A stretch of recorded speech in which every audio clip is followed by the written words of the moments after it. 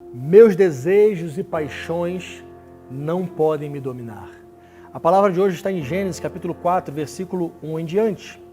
Adão teve relações com Eva, sua mulher, e ela ficou grávida, deu luz a Caim. Então ela disse: alcancei um varão do Senhor com auxílio dele. Depois deu luz a Abel, irmão de Caim. Abel foi pastor de ovelhas e Caim foi agricultor. Aconteceu que ao fim de um certo tempo, Caim trouxe do fruto da terra uma oferta ao Senhor. Abel, por sua vez, trouxe das primícias do seu rebanho e da gordura dele.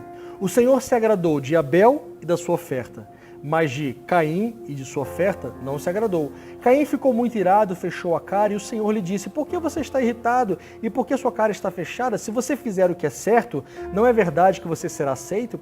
Mas se não fizer o que é certo, o pecado está à porta, à sua espera, e o desejo dele será contra você, mas cumpre a você dominá-lo.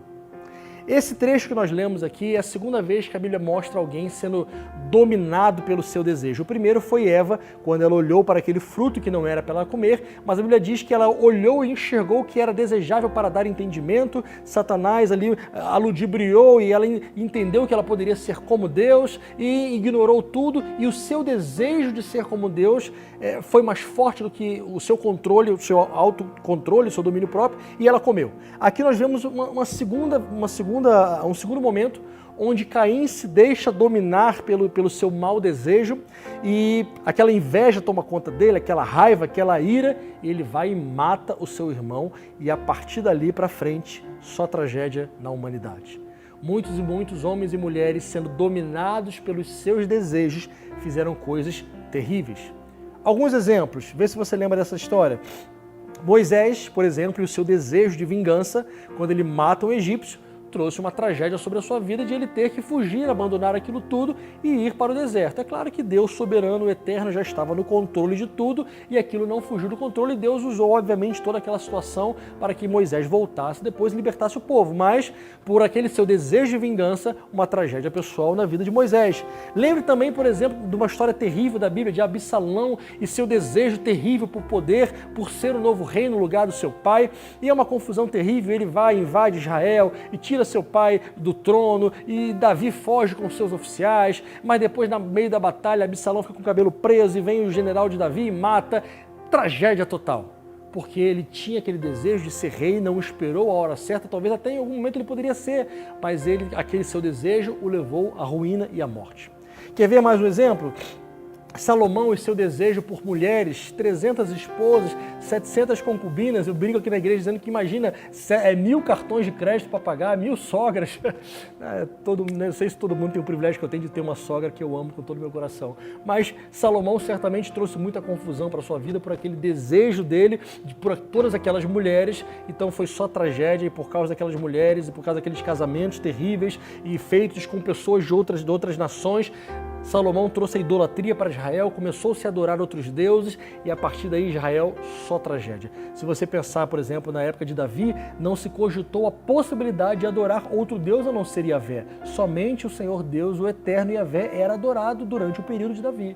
De Salomão para frente, começou a idolatria a entrar. Tudo porque Salomão não controlou o seu desejo desenfreado por mulheres e por estar no poder, por ter relações políticas, enfim, toda aquela confusão. Se você lembrar também o mau desejo que entrou no coração de Geazi, quando ele quis tomar para si o dinheiro que Naamã ofereceu para Eliseu por ter recebido a cura.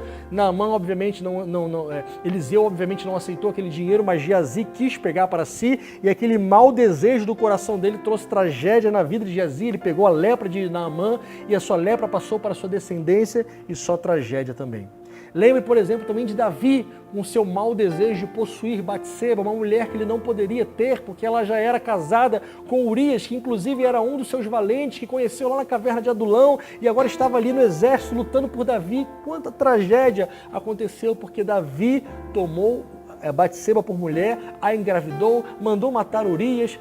Quanta confusão quando as pessoas não se deixam dominar pelo Espírito de Deus, mas são dominadas pelos maus desejos que existem dentro dela.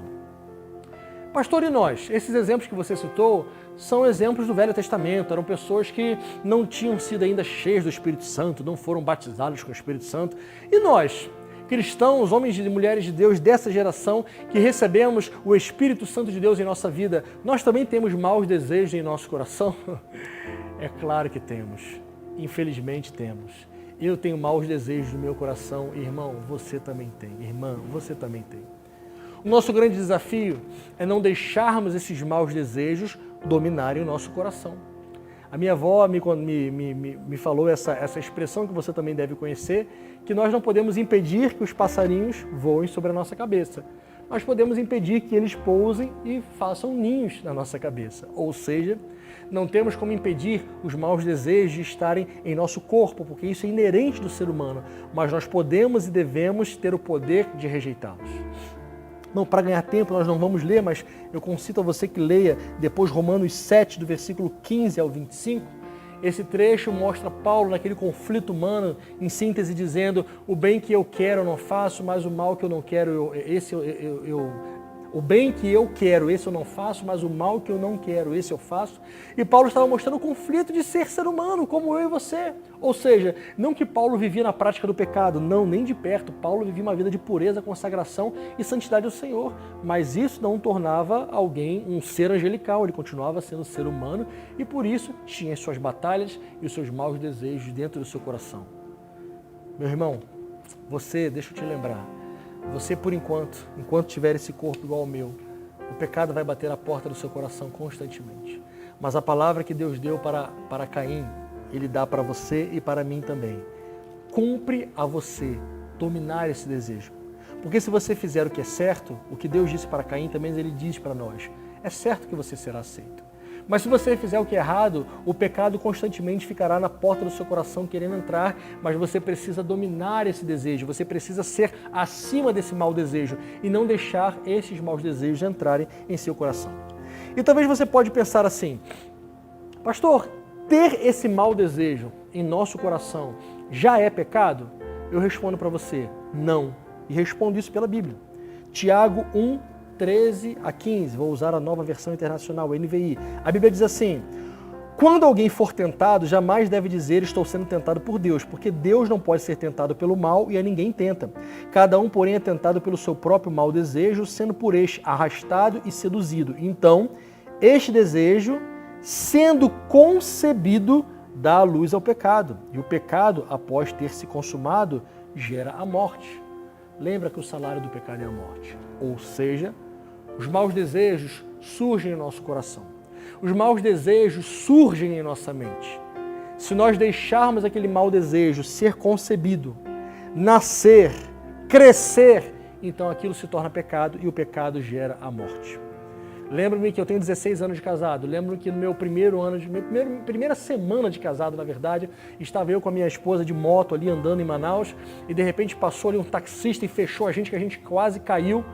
Eu lembro de ter vindo no meu coração um mau desejo de descer da moto, pegar um taco de beisebol se eu achasse em algum lugar e dar na cabeça daquele taxista, de quebrar aquele carro. Foi um mau desejo que surgiu no meu coração. E eu tive alguns segundos para tomar uma decisão. Deixar aquele mau desejo crescer e tomar forma, ou rejeitá-lo e dizer: Senhor, tem misericórdia de mim, afasta de mim esse mau desejo. Que pela misericórdia do Senhor foi o que eu fiz. E hoje estou tranquilo com a minha esposa, não sei quem é o taxista, que seja um homem abençoado com sua família, e não houve uma tragédia no trânsito, porque eu não deixei aquele mau desejo me dominar. Mas quando homens, mulheres, pessoas deixam maus desejos dirigirem a sua vida, só tragédia atrás de tragédia acontece. Pastor, então, como é que a gente faz para não perder essa batalha diária que existe em nossa vida? Essa batalha que Paulo falou que existia, esse querer fazer o bem e não querer fazer o mal, como é que a gente vence isso? A Bíblia também responde. Gálatas 5,16, olha o que a palavra do Senhor diz. Por isso digam, vivam pelo Espírito, e de modo nenhum satisfarão os desejos da carne. Vivam pelo Espírito.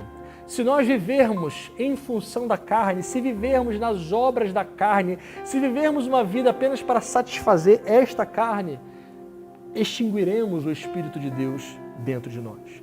Repito, não dá para viver no meio termo, não dá para viver meio no Espírito, meio na carne. Ou você vive uma vida no Espírito, ou você vive uma vida na carne. E se você viver no Espírito, então você vai ter força de rejeitar o poder dos maus desejos. Quando eles vierem sobre a sua vida, você vai poder rejeitá-los e dizer: O Espírito Santo que habita em mim é mais forte do que esses maus desejos que tentam alcançar o meu coração. Caminhando para o fim, deixa eu te lembrar aquilo que Deus falou para Caim. Cumpre a ti dominá-lo. Domine os maus desejos que surgirem em seu coração. Rejeite-os. Não viva sob o pecado, viva sobre o pecado. Viva cheio do Espírito de Deus, porque se assim você conseguir, você terá poder nele e por ele para rejeitar todos os maus desejos que surgirem na sua mente, nos seus olhos, nos seus lábios, nos seus ouvidos, no seu coração, nas suas mãos, nos seus pés, em qualquer membro do seu corpo. Você terá poder para rejeitá-lo. Não se esqueça de compartilhar esta palavra de Deus com seus amigos, familiares, em seus grupos, para que a palavra do Senhor alcance muitas pessoas, porque a fé vem pelo ouvir e ouvir a palavra de Deus. Que Deus te abençoe.